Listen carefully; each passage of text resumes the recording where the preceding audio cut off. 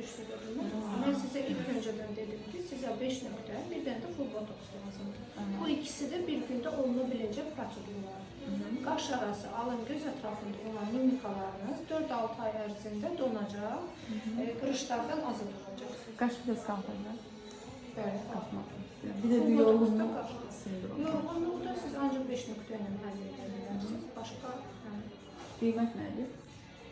İkisi bir yerdə 325 manat da ola bilər. Əgər 155 manatlıq 5 nöqtə olacaqsa.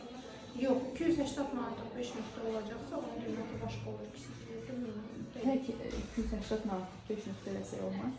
Axı qaş arası alın göz ətrafındakı qırışlarınız onun təsiri olmayacaq. Bilmiyorum, sizdən soruşuram. Yox.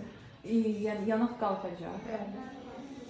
Yanağınız qalxacaq, nazalabialınız açılacaq, dəriniz bərabərləşəcək, rəng tonunuz, nahamarlıq gedəcək, nəmlənəcək, qəşəng parıldayacaq. Neçə aylıq da 155 manatlıq.